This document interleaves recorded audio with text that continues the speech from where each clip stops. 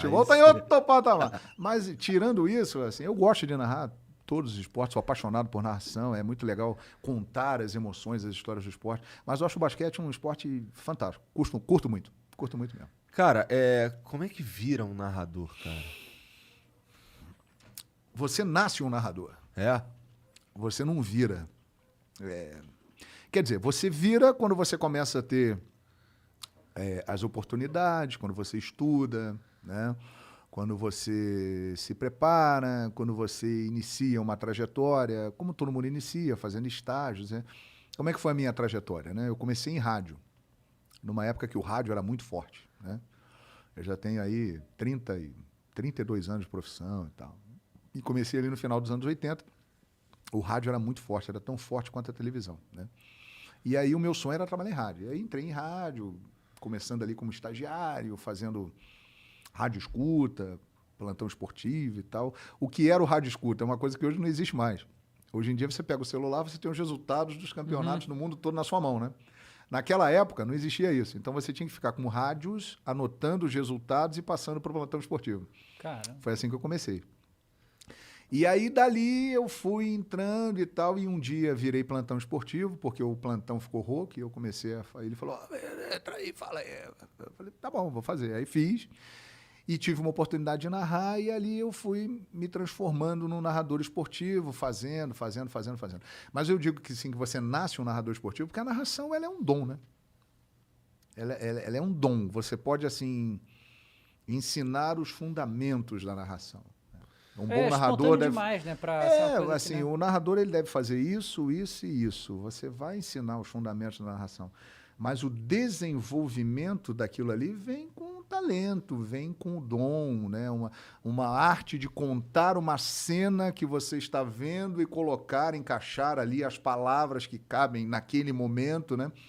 Isso é algo que não tem explicação, é um talento que vem com a pessoa. Né? Entendi. Você lembra provavelmente você lembra o primeiro jogo que você fez? Futebol? Lembro, rapaz, lembro. Inesquecível. Foi em fevereiro de 1989. Caraca, tinha um ano. Eu já tinha uns 10, né? Eu tinha 4. Você tinha 4, você vê? Muito obrigado. Me sinto mais o vovô aqui do futebol. Mas é isso aí. Fevereiro de 1989, Vasco da Gama e Porto Alegre, um time que nem existe mais, em São Januário, Campeonato Carioca. Ah, é Porto Alegre do Rio. É o Porto Alegre do Rio, que era da cidade de Itaperuna, que depois virou Itaperuna. Aí o time virou Itaperuna. O time virou Itaperuna, mas o Porto Alegre era da cidade de Itaperuna. Entendi. E aí eu fui para São Januário. E aí entra aquela coisa do destino, da sorte, né? Eu trabalhava na Rádio Carioca do Rio de Janeiro. Aí eu contei aqui rapidinho que eu virei plantão esportivo porque o plantão ficou rouco. E aí eu entrei no ar pela primeira vez, dia 8 de novembro de 1988, eu entrei, ligava para minha mãe chorando, e ai, meu filho e tal, eu tô te ouvindo aqui na rádio. Falei, mamãe, eu tô falando no rádio, que legal e tal. E aí ali eu comecei, aí virei repórter, fazendo folga dos clubes e tal, aquela coisa toda, e era repórter de campo. E aí eu chego em São Januário nesse dia para fazer Vasco e Porto Alegre, e o narrador, cara, ele teve um piriri, um desarranjo. Famosa caganeira. Exato. Ele não estava de fralda e aí ele teve problemas, entendeu? Entendi. E aí ele falou, cara, eu tenho que ficar no banheiro, eu não posso narrar o jogo. Não dá para narrar o jogo. Você tem vontade de ser narrador, não tem? Eu falei, claro. Ele falou, narra aí. Aí eu falei, tá bom. Mas e aí, como é que vai fazer? Não, eu já falei lá com os caras, o chefe da equipe lá e tal. E o cara autorizou, manda bala. E aí eu comecei. Vasco e Porto Alegre. Mas você não tinha se preparado nem nada. Não, assim, para aquela narração. Não. Eu tinha um sonho, assim. Falei, assim? eu quero ser um narrador e tal. Não, mas não tem. Assim, E aí pintou a narração. Eu tinha me preparado para o jogo como repórter, né? Tá. Então eu sabia as escalações, eu sabia as informações. Fulano joga, fulano não joga. O time está em tal colocação no campeonato e tal. Mas eu tinha me preparado para ficar no campo, atrás do gol. Olha, foi falta aqui e tal, pênalti. E de repente surgiu a chance. E aquilo, né? Aí a bola quicou, vamos lá. E tu virou narrador a partir daí? Aí a partir dali eu virei narrador, cara. Virei narrador desde Começaram a te fevereiro escalar pra narrar. Começaram a escalar. Aí o que acontece? Aí eu fiquei alguns anos fazendo nas rádios que eu trabalhei na Rádio Carioca, Rádio Tamoio, Rádio Tropical FM do Rio de Janeiro, Rádio Tupi do Rio de Janeiro. Eu fiquei nessas emissoras trabalhando como repórter e narrador. Eu fazia a folga dos clubes, cobria os clubes, as entidades, CBF, aquelas coisas todas. E também narrava.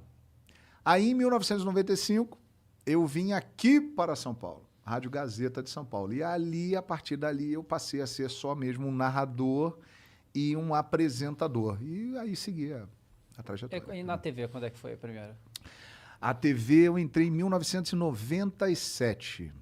Assim, outra coisa também que aconteceu por acaso, porque eu nunca tinha imaginado trabalhar em televisão e tal. Mas aí o Sport TV estava começando ainda, tinha poucos anos. E aqui em São Paulo, que eu morava em São Paulo, era da Rádio Gazeta, tinha só um narrador, falecido Deva Pascovitch, né? Infelizmente faleceu lá naquele acidente da Chape.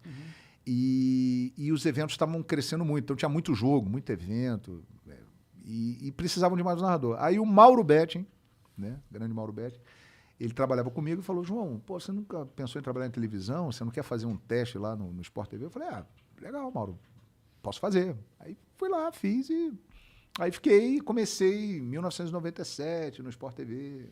Maneiro. Aí fiquei lá por 14 anos, aí fui para Fox e agora estou na ESPN.